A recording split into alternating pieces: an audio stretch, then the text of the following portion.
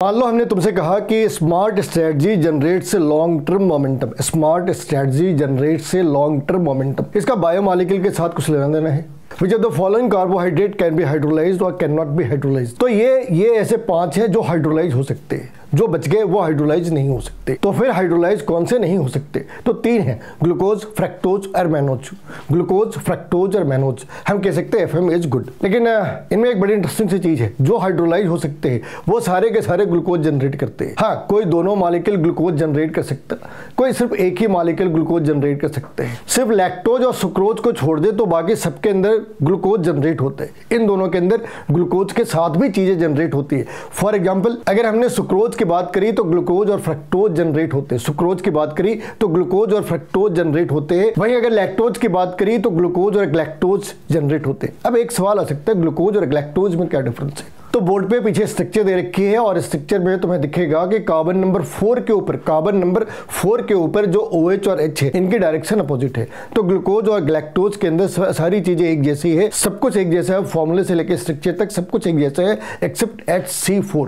ये इंपॉर्टेंट इसलिए है क्योंकि इस तरह के जितने भी कंपाउंड्स होते हैं उसमें C1 या C2 एक क्रूशियल रोल प्ले करता है, मगर यहाँ पे इस केस के अंदर ये रोल C4 ने प्ले करा। पॉजिटिव, अल्फा और डी, ये 3 अलग अलग वर्ड लिखे होते हैं, बाजू में ग्लूकोज लिखा। तो जनरेट कैसे करेंगे? तो जो कैपिटल D या L है वो एक रिलेटिव कॉन्फिगरेशन को इंडिकेट कर रहा है। यानी suppose we are talking about the glucose, in this case the fifth carbon is having OH to the right hand side position. If the L has been taken, it means in the fifth carbon, if the L glucose has been taken, it means the fifth carbon is having OH to the left hand side position. So this one is the relative configuration. D and L, capital D and L is the relative configuration. अब यहाँ पे एक positive और negative भी है। Positive और negative indicate कर रहे हैं ऑप्टिकल एक्टिविटी को, dextro and लिवो।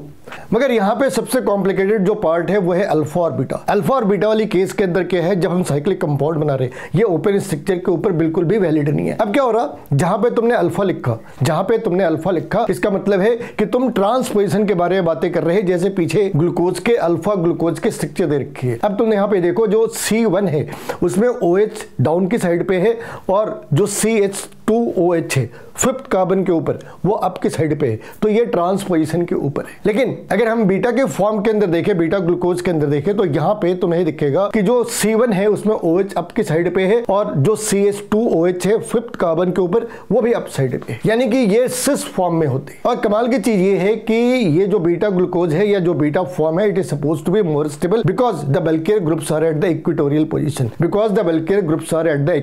Position. I repeat, because they are at the equatorial position, so they are supposed to be more stable. लेकिन यहाँ पे एक प्रॉब्लम है, हमने हर बार कंपैरिजन करी किसकी, C1 और C5 की, मगर एक केस है जहाँ पे C2 और C5 की कंपैरिजन करते हैं।